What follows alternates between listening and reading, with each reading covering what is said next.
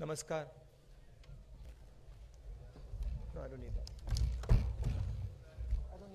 नमस्कार साथियों, राहुल जी का स्वागत और इस 20 मिनट की देरी के लिए मैं आपसे क्षमा चाहता हूं। हमारे पास 35 मिनट का समय है और प्राथमिकता हरियाणा की मीडिया को दिया जाएगा। दिल्ली से जो आए हैं, अगर समय है उनको भी मौका दूंगा।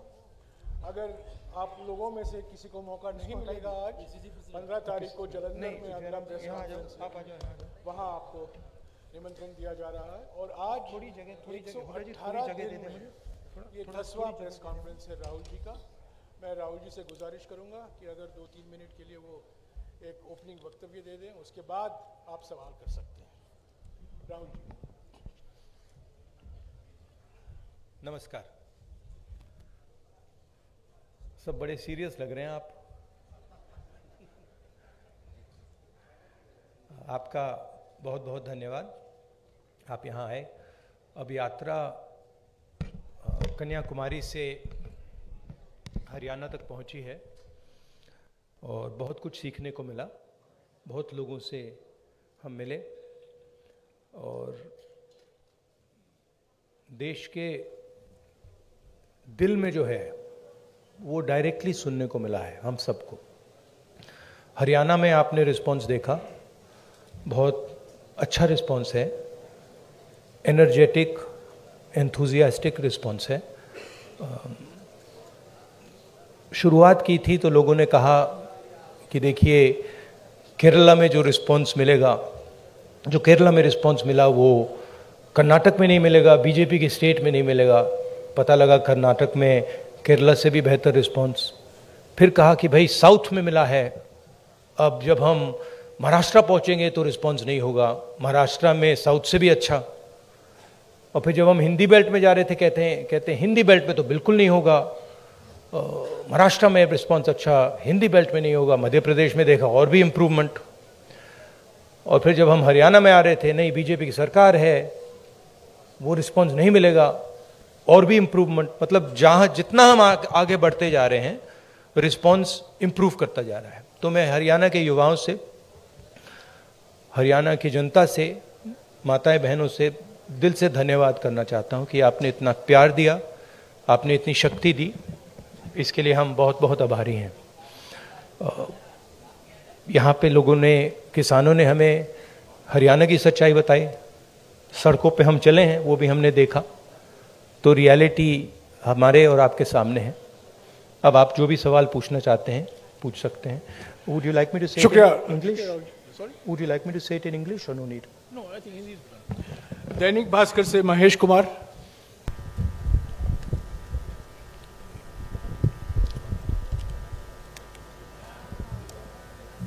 राहुल जी, आपने पानीपत में कहा था मन से। किसमें? मैं महेश कुमार, दैनिक भास्कर से। हाँ, नहीं आपने क्या पानीपत मैं पूरा हरियाणा ही देखता हूँ। आपने पानीपत में कहा था कि पानीपत तय करता है कि दिल्ली की सरकार किसकी बनेगी, मन से कहा गया था। लेकिन नहीं, मन से कहा गया था। समझ नहीं रैली नहीं, सुनाई नहीं, आवाज नहीं आ रही मेरी? ओके, भाई थोड़ा माइक को एडजस्ट कर लीजिए। Just put the mic a bit. आप बोलिए प्लीज। आपने पानीपत में कहा, पानीपत में मन से कहा गया था कि पानीपत तय करता है कि दिल्ली में सरकार किसकी होगी। मैंने कहा पानीपत में मन से कहा गया था। और करनाल में यह कहा गया कि यह यात्रा वोटों के लिए नहीं है। तो इसमें एक कहीं ना कहीं कंफ्यूजन है कि ये एक जन आंदोलन है या राजनीतिक यात्रा है। क्योंकि पॉलिटिशियन जिस भी थॉट के साथ कोई भी एक एक्टिविटी करता है, फुल टाइम पॉलिटिशियन, उसका थॉट तभी लागू होगा जब उसके पास सरकार होगी। तो एक चीज तो मैं ये जानना चाह रहा हूं कि इस यात्रा को हम जन आंदोलन और राजनीतिक यात्रा के बीच में कहां स्टैंड खड़ा देखें, कहां पे है ये। और इसके साथ ही ये चीज है कि एक माइलस्टोन है, ये यात्रा आपकी लाइफ टाइम का है। तो 30 जनवरी के बाद इस माइलस्टोन का टेक अवे पार्टी और आपके पास क्या होगा?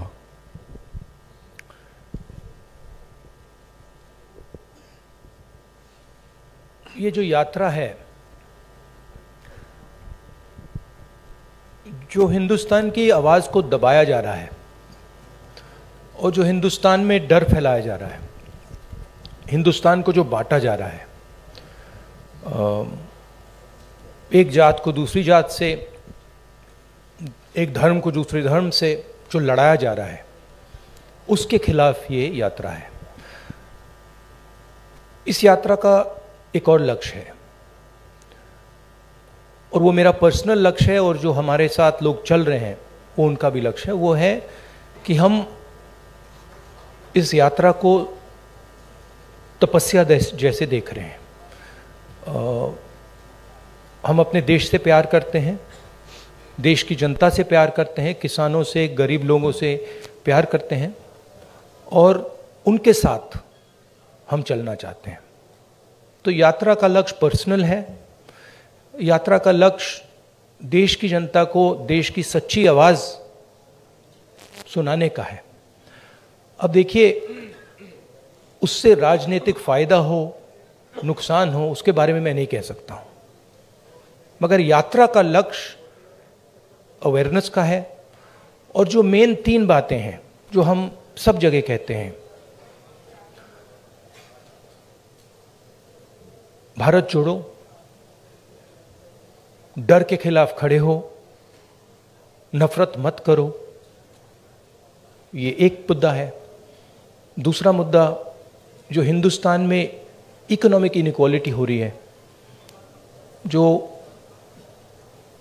सारा का सारा धन मीडिया, दूसरे इंस्टीट्यूशंस, 2, 3, 4 लोगों के हाथ में है, इसके खिलाफ। और उसके जो नतीजे हैं, भयंकर जो अनएम्प्लॉयमेंट हो रहा है, तेजी से जो महंगाई बढ़ रही है, उसके खिलाफ ये यात्रा है। और लोगों को ये मालूम है कि भाई हिंदुस्तान में बेरोजगारी बढ़ रही है, तो उसका कारण है कि पूरा का पूरा धन 3, 4, 5 लोगों के हाथ में है। सबको मालूम है। लोगों को यह भी मालूम है कि वो जो धन का कॉन्सेंट्रेशन हो रहा है, पूरा का पूरा पूरी आर्थिक शक्ति जो 3, 4 लोगों के हाथ में जा रही है, उसका नतीजा बेरोजगारी है, उसका नतीजा महंगाई है। लोगों को कनेक्शन मालूम है। तो हम ये बात रखना चाहते हैं और बहुत सक्सेसफुली ये बात यात्रा ने रखी है। इसलिए मैं आपसे कह रहा हूं कि जहां भी हम जा रहे हैं, यात्रा इंप्रूव हो रही है। तो अब ये हमारा लक्ष्य था। दैनिक जागरण से अश्विनी शर्मा। नहीं बताता हूं। देखिए,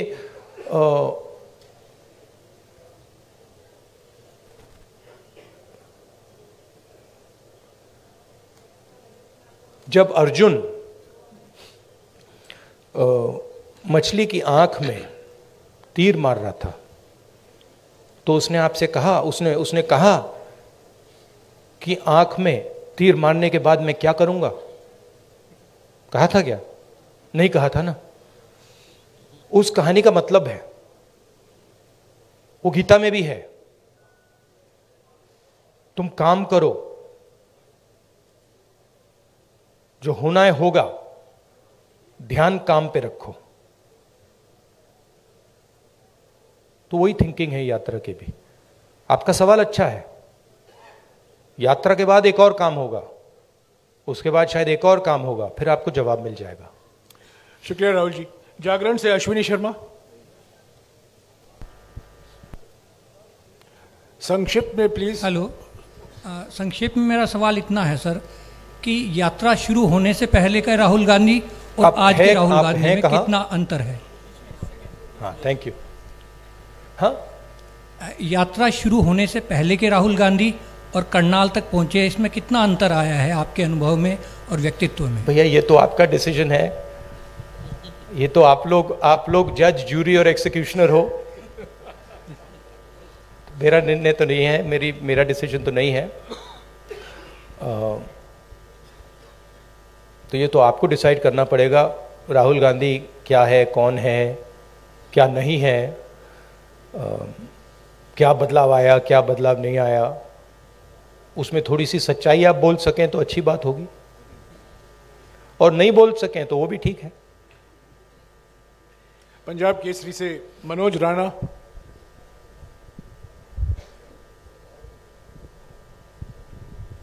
सर नमस्कार। मैं ये जानना चाहता हूँ, पूरी वैसे हरियाणा की जनता भी जानना चाहती है कि आगामी विधानसभा चुनाव में सीएम का चेहरा कौन रहेंगे कांग्रेस की तरफ से, क्योंकि भाजपा का तो उन्होंने क्लियर कर रखा है लगभग। हाँ जी, देखिए मैंने प्रेस कॉन्फ्रेंसेस में 3-4 बार कहा है कि हमारा लक्ष्य यात्रा का है और आप लोग डाइवर्ट करने की कोशिश करते हो। पता नहीं आप यात्रा को दिखाते ही नहीं हो। आपको कहा गया है कि भाई यात्रा को दिखाओ मत। सोशल मीडिया में मतलब बवाल मचा हुआ है, तूफान आया हुआ है, मगर नेशनल मीडिया में कुछ नहीं दिखाया जाता। और फिर आप प्रेस कॉन्फ्रेंस में आते हो, कहते हो भैया चलो एक डिस्ट्रैक्शन मारते हैं, सीएम कौन होगा, पीएम कौन होगा। अगला सवाल आएगा पीएम कौन होगा, देख लेना आएगा, पक्का आएगा कि डिस्ट्रैक्ट करना है भैया, सीएम कौन होगा, पीएम कौन होगा। फिर उसके बाद आएगा सवाल ऑपोजिशन यूनिटी नहीं है, वो भी आएगा। तो आप करिए जो आपको करना है, मुझे भी करना है काम। Thank you. अमर उजाला से सेवा सिंह। अब भैया पीएम वाला पूछिए, वो 3 हैं आपके, वो हर प्रेस कॉन्फ्रेंस में आते हैं, सीएम कौन, पीएम कौन। अमर उजाला से सेवा सिंह। राहुल जी नमस्कार। कहाँ है? हाँ हाँ जी, सॉरी। शेर यात्रा चल रही है, बहुत चर्चाएं हो रही है, लेकिन कांग्रेस के संगठन की भी उतनी चर्चा हो रही है कि मतलब आगे चुनाव की तैयारियों को देख रहे हैं लोग यात्रा के जोड़ के, तो संगठन की भी इतनी ही चर्चा हो रही है कि संगठन नहीं मतलब बन पा रहा, संगठन नहीं बन पा रहा है। जी सर। तो ये कब तक पॉसिबल होगा? कार्यकर्ता भी इंतजार में रहते हैं सर, मेहनत करने वाले। देखिए सबसे पहले ये कहना कि संगठन नहीं है, ये तो बिल्कुल गलत है। संगठन तो मतलब सड़कों पे आपको दिख रहा है, सब जगह दिख रहा है। खारगे जी प्रेसिडेंट हैं, मैं कांग्रेस पार्टी का प्रेसिडेंट नहीं हूं, तो ये सवाल आपको खारगे जी से पूछना पड़ेगा कि एग्जैक्टली हरियाणा का संगठन में इंप्रूवमेंट कैसे लाई जाएगी। मैं हरियाणा के 3 डिजिटल न्यूज चैनल से सवाल पूछवाऊंगा। लोकवाणी से मनदीप पूनिया। हाँ जी, माइक दीजिएगा इनको जल्दी। सर नमस्कार। नमस्कार सर।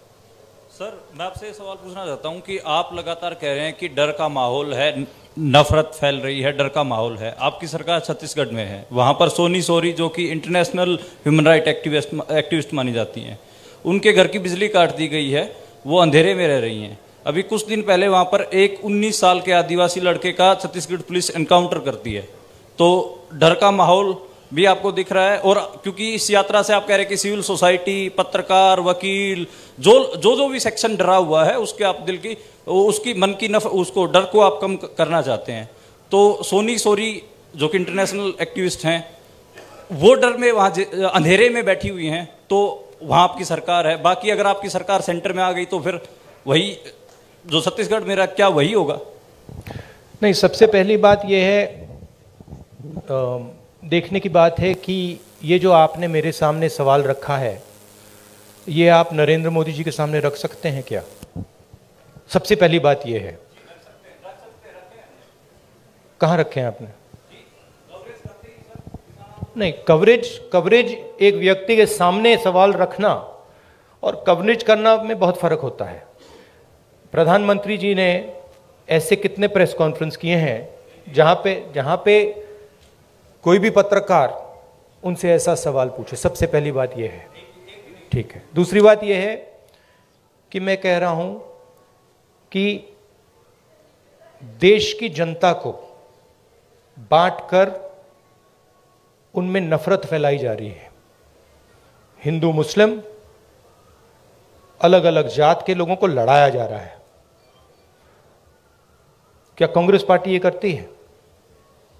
कांग्रेस पार्टी ने कभी कहा है कि एक जात के व्यक्ति को दूसरे जात के व्यक्ति की हत्या करनी चाहिए? कांग्रेस पार्टी ने कभी कहा है कि एक धर्म को दूसरे धर्म से लड़ाया जाना चाहिए? कभी नहीं कहा है, हिस्ट्री में कभी नहीं कहा है। तो दूसरी बात यह है।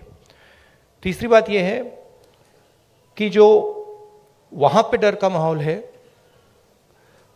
उसके बारे में आपने हमें बताया है हम जाके उसको देखेंगे और अगर वहाँ पे हम उसको उसके बारे में बोल सकते हैं मैं बोलूँगा, ठीक है। और अगर वहाँ पे कुछ गलत हो रहा है तो मैं पर्सनली जाके उसको देख के उसमें मेरी जो राय होगी मैं रखूँगा, ठीक है।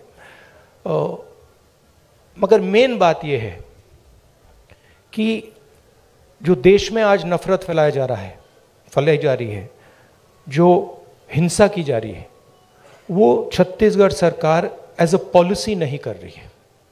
वहाँ पे इश्यूज हैं, वहाँ पे लैंड एक्विजिशन की इश्यूज हैं और वहाँ पे हाँ टेंशन है, मगर हमारी पॉलिसी वो नहीं है।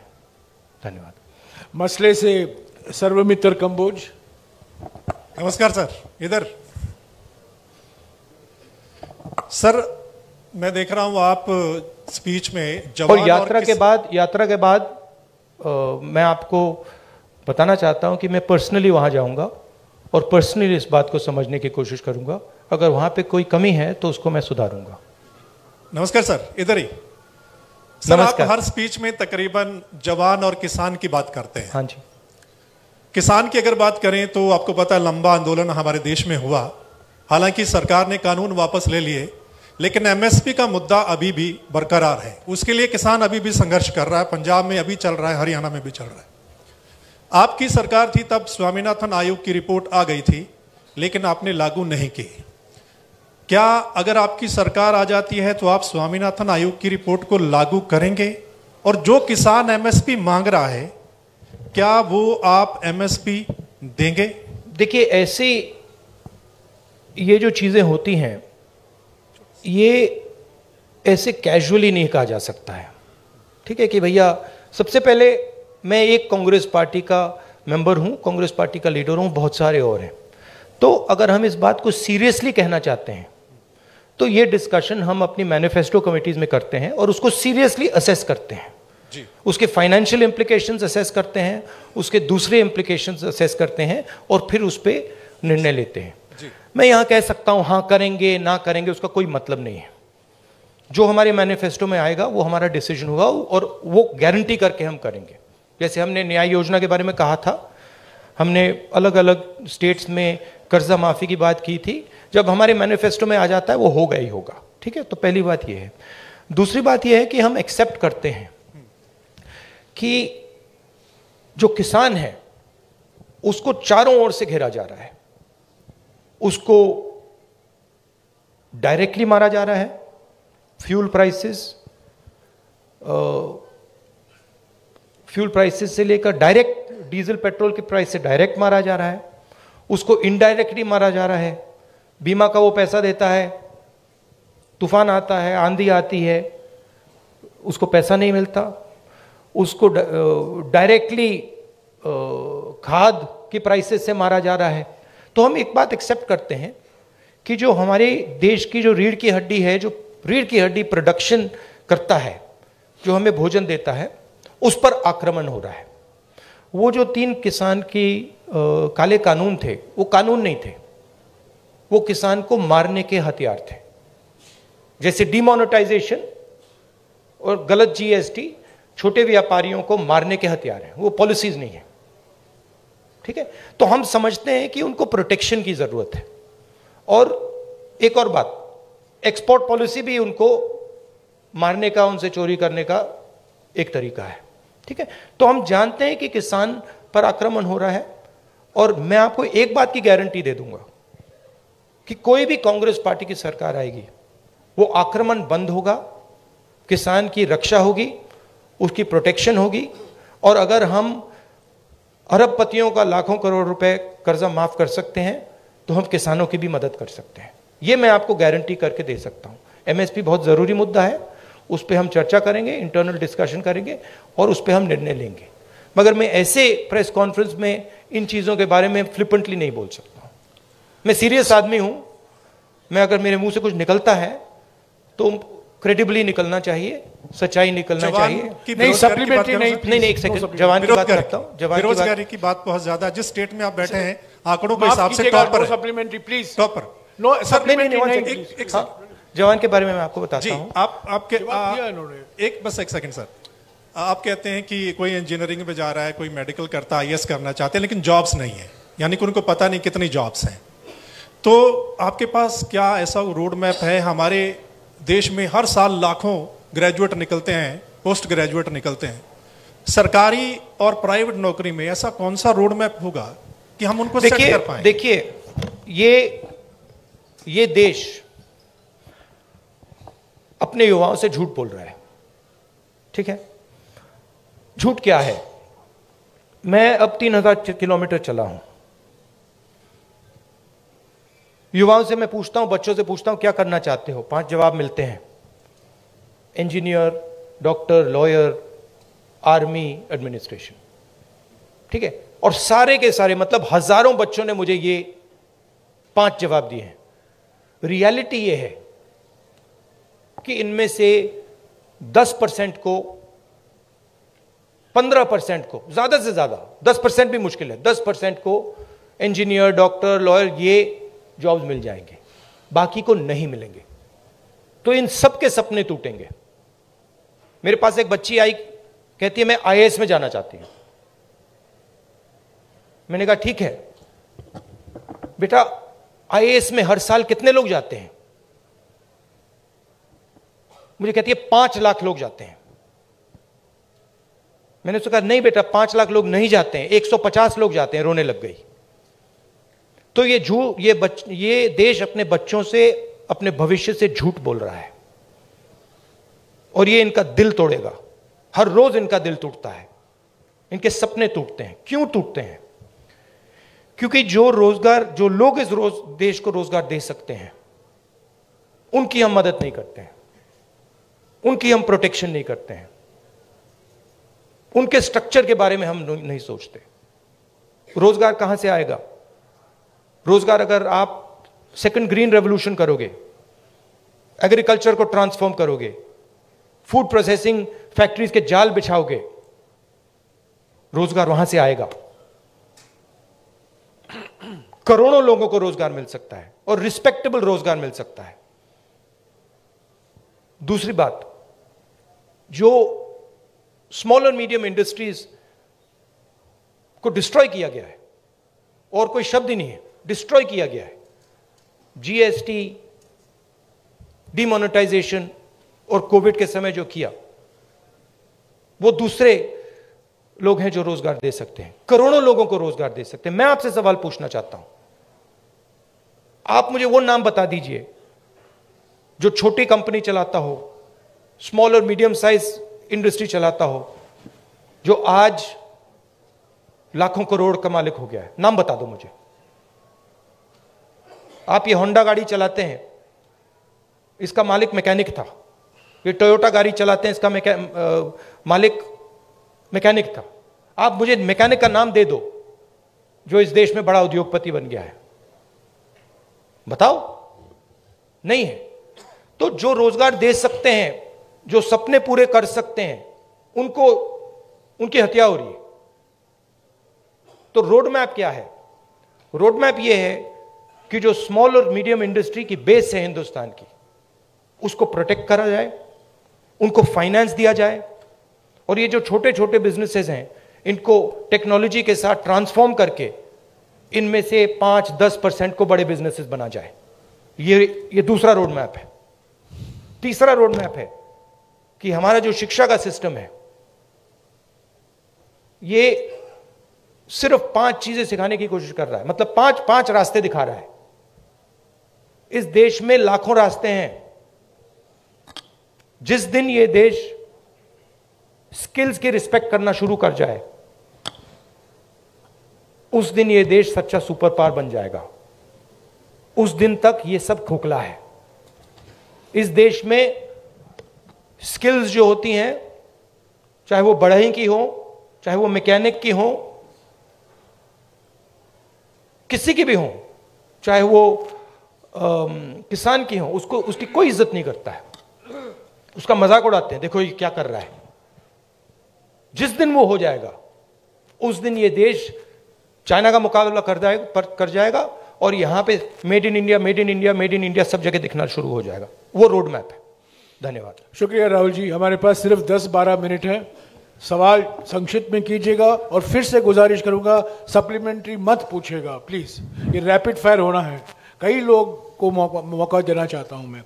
सत्य खबर से सत्य सिंह। सर नमस्ते।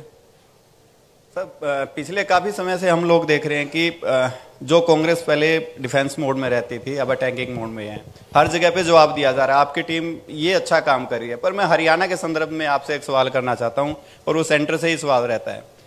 अभी पीछे राज्यसभा का चुनाव था, अजय माकन जी ने चुनाव लड़ा था।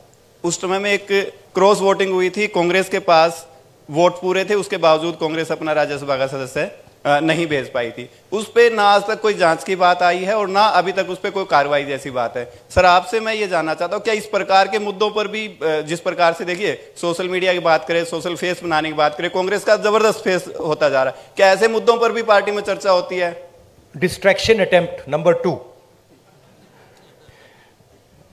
देखिए ये ऑर्गेनाइजेशनल मामला है, यहां पे पीसीसी प्रेसिडेंट बैठे हैं, खारगे जी प्रेसिडेंट हैं, ये आप उनसे पूछिए, इनसे पूछिए। मेरा लक्ष्य क्लियर है, जो देश की आवाज है उसको सामने लाने का। अच्छा अटेम्प्ट था, मैं कहूं कि उससे अच्छा था, ज्यादा सोफिस्टिकेटेड था, मगर मैं डिस्ट्रैक्ट नहीं होऊंगा। Thank you. शुक्रिया राहुल जी। टोटल टीवी से प्रदीप। नमस्कार राहुल जी, धन्यवाद। नहीं, एक और बात जो आपने कहा, नहीं एक बात आपने कही जो जिसका मैं जवाब देना चाहता हूं। आप बैठ सकते हैं, ये कांग्रेस का प्रेस कॉन्फ्रेंस है, बीजेपी का नहीं है, आरएसएस का नहीं है। राहुल जी समय की पाबंदी भी हाँ, है। नहीं, मगर मैंने पहले कहा किसी प्रेस कॉन्फ्रेंस में, और आपने मुझे पूछा कि राहुल गांधी में कोई बदलाव आया। एक बात मुझे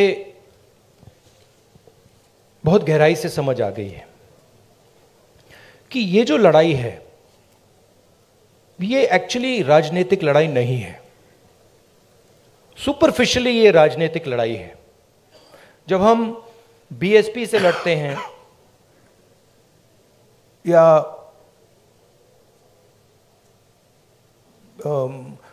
टीआरएस से हमारा चुनाव होता है तो वो राजनीतिक लड़ाई होती है। मगर अब देश में एक चेंज आ गया है, जब से आरएसएस ने इस देश के जो इंस्टीट्यूशंस हैं उनको पकड़ा है, उस दिन से ये लड़ाई राजनीतिक नहीं रही। इसका ये अब दूसरी लड़ाई हो गई है। उसको आप विचारधारा की लड़ाई कह दीजिए, उसको आप धर्म की लड़ाई कह दीजिए, उसको आप कोई भी फ्रेमवर्क दे सकते हैं, मगर वो राजनीतिक लड़ाई नहीं है।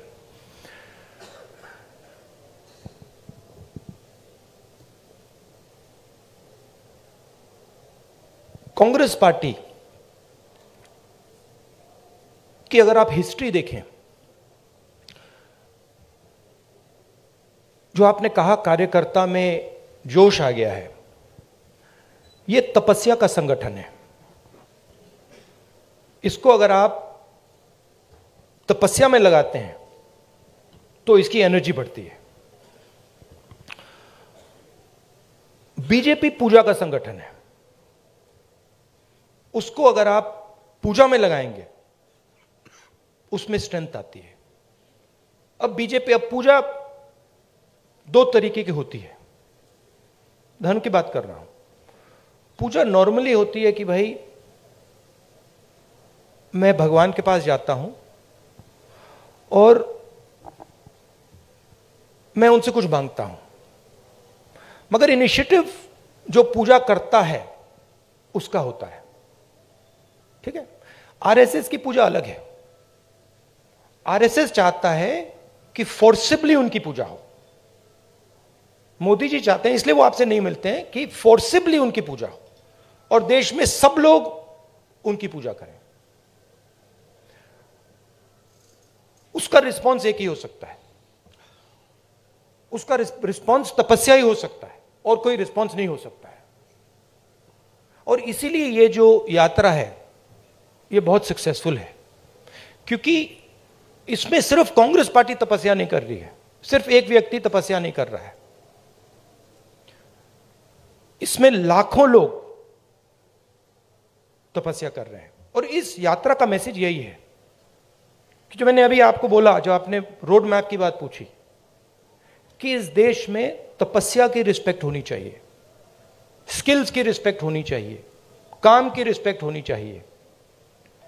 कांग्रेस पार्टी ये कहती है, हिस्टोरिकली ये कहा है, और बीजेपी कहती है, आरएसएस कहती है कि नहीं भैया, तपस्या की कोई रिस्पेक्ट नहीं होनी चाहिए, जो हमारी पूजा करेगा उसकी रिस्पेक्ट होगी। अब आप इस फ्रेमवर्क से नोटबंदी को देखिए, क्या नोटबंदी ने हिंदुस्तान के गरीब की तपस्या की रिस्पेक्ट की? बिल्कुल नहीं। वो तपस्या पर आक्रमण था। उसका मैसेज था किसान से, छोटे मजदूर से, छोटे व्यापारी से, भैया तू जितनी तपस्या करनी है तू कर ले, कुछ फर्क नहीं पड़ेगा, जला देंगे। और बीजेपी आरएसएस इस देश को फोर्स्ड पूजा की ओर ले जा रही है, धन का प्रयोग करके, इंस्टीट्यूशंस को कैप्चर करके, लोगों को डरा के, आप लोगों को डरा के। वो आपसे कह रहे हैं भैया तपस्या मत करो, आपसे कह रहे हैं आपकी जो तपस्या है, जो सच्चाई मतलब आपको अपने टेलीविजन स्क्रीन पे डालनी है, वो मत करो, मार देंगे, हमारी पूजा करो। इसीलिए प्रधानमंत्री जी आपके सामने नहीं आ सकते, क्योंकि उसमें आपकी तपस्या की झलक दिख जाएगी, कहीं ना कहीं से कोई सवाल पूछ जाएगा। तो ये लड़ाई है पूजा और तपस्या के बीच में। हमारा संगठन तपस्या का है, और अगर हमारे संगठन में कमी है तो तपस्या की कमी थी, और उस यात्रा ने इसको क्लियर कर दिया है कि यह तपस्या का संगठन है, वो पूजा का संगठन है। उनका वो काम है, हमारा ये काम है। राहुल जी नमस्कार। शुक्रिया राहुल जी। टोटल टीवी से प्रदीप। राहुल जी नमस्कार, मैं प्रदीप। और ये जो आपने शिव जी की फोटो देखी होगी, ये आपने देखा है, ये सिंबल देखा है आपने, शिव जी की फोटो में देखा है, इसका मतलब क्या है? कोई बता सकता है? आप कहेंगे आशीर्वाद। आशीर्वाद नहीं है, ये अभय मुद्रा है, डरो मत।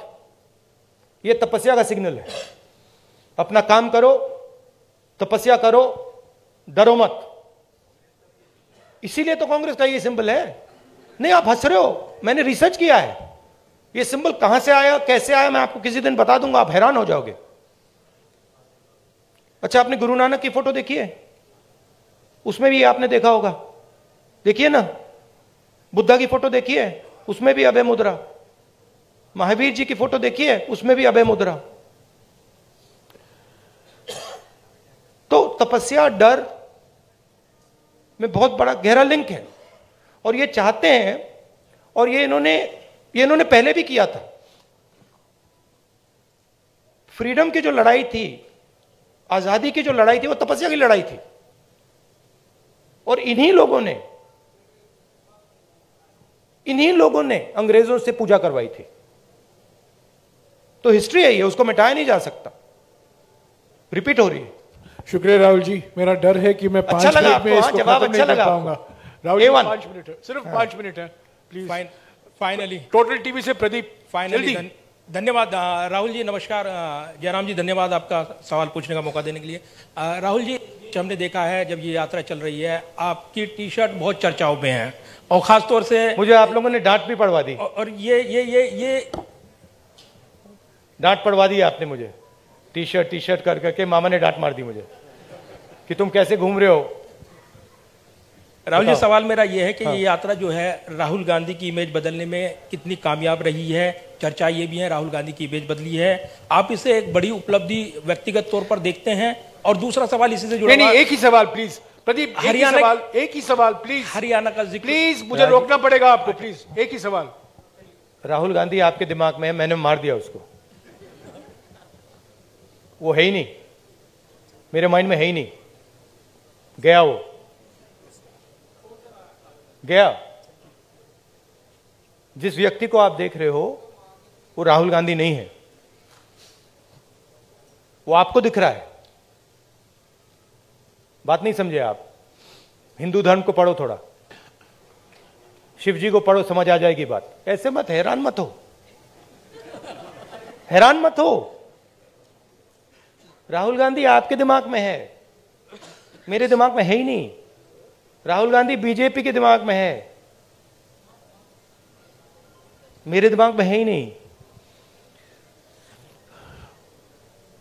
इतना मतलब हैरान क्यों लग रहे हो आप? शुक्रिया शुक्रिया प्रदीप। इमेज का मुझे कुछ लेना देना नहीं है, इमेज में कुछ इंटरेस्ट नहीं है। जो इमेज आप रखना चाहते हो रख दो, अच्छी रखनी है रख दो, खराब रखनी है रख दो, वो आपका है, मेरा नहीं है, कोई फर्क नहीं पड़ता मुझे, मुझे अपना काम करना है। जनता टीवी से स्पर्श शर्मा। हैरान क्यों लग रहे हो आप? राहुल जी 2-3 सवाल बाकी हैं, प्लीज इनको ले लीजिएगा। जनता टीवी से स्पर्श शर्मा। सर सामने। सर, मध्य प्रदेश को लेकर आपने कहा था कि जो सरकार है वहां पर बनती हुई नजर आएगी। हरियाणा में आप इतने दिन से घूम रहे हैं, हरियाणा को लेकर असेसमेंट किस तरीके का है आपका सर?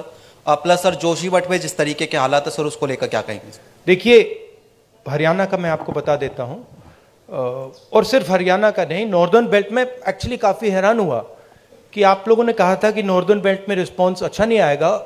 नॉर्दर्न बेल्ट में सदर्न बेल्ट से अच्छा रिस्पॉन्स आ रहा है।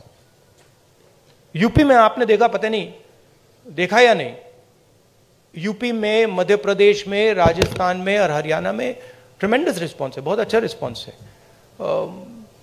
तो यहां पॉजिटिव ही होगा, कांग्रेस पार्टी की सरकार आएगी विदाउट डाउट। मगर मेरे लिए वो ज्यादा इंपॉर्टेंट नहीं है, फ्रैंकली मैं आपको बताऊं। चाहे वो मध्य प्रदेश की बात हो या हरियाणा की बात हो, मुझे इंटरेस्ट इस बात में है कि कांग्रेस पार्टी की कैसी सरकार आएगी। और मैं उस बात को गारंटी करना चाहता हूं कि कांग्रेस पार्टी की सरकार हरियाणा में आए, मध्य प्रदेश में आए, तो वो किसानों की सरकार हो, रिस्पेक्ट की सरकार हो, सब लोगों को सुनने की सरकार हो। मुझे उसमें इंटरेस्ट है, क्योंकि आप सवाल को गलत जगह रोक देते हो। सरकार किसकी आएगी? नहीं, सरकार आने के बाद वो सरकार 5 साल क्या करेगी, उसमें इंटरेस्ट है मुझे। शुक्रिया राहुल जी। आखिरी सवाल इंडिया न्यूज हरियाणा से इशिका ठाकुर।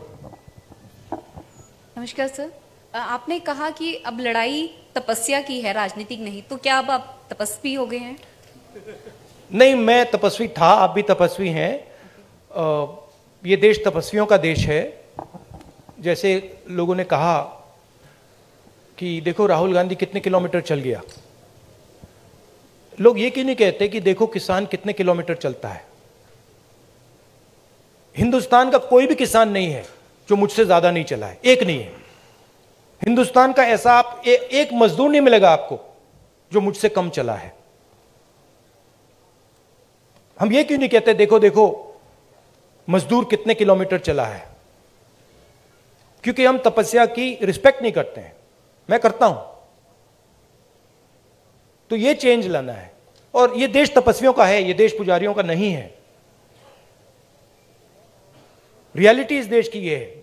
और अगर जैसे मैंने कहा इस देश को सुपर पावर बनना है, जो आप कहते रहते हो, तो तपस्वी की रिस्पेक्ट करनी पड़ेगी, उत्पादक की रिस्पेक्ट करनी पड़ेगी, उससे गले मिलना पड़ेगा, बैंक के दरवाजे उसके लिए खोलने पड़ेंगे, उसकी प्रोटेक्शन करनी पड़ेगी।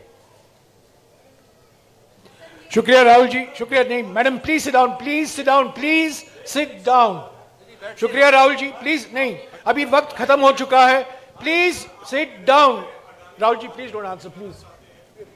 I won't. प्लीज नहीं, समय हो चुका है, राहुल जी को जाना है, और भी मीटिंग है, कई लोग आने वाले हैं जमीन में, और पद यात्रा शुरू होने वाला है। प्लीज जो 5-6 लोग रह गए हैं, 15 तारीख को जलंधर में आइए, आपको मौका मिलेगा। मैं Rahul ji thank you very much. देता हूँ। अभी एक फोटो लिया जाएगा आपके साथ। राहुल जी बैठ जाइए, राहुल जी यहाँ फोटो लेंगे आपसे। आप एनडीटीवी के हो? आप एनडीटीवी के हो? चेक कर रहा हूँ।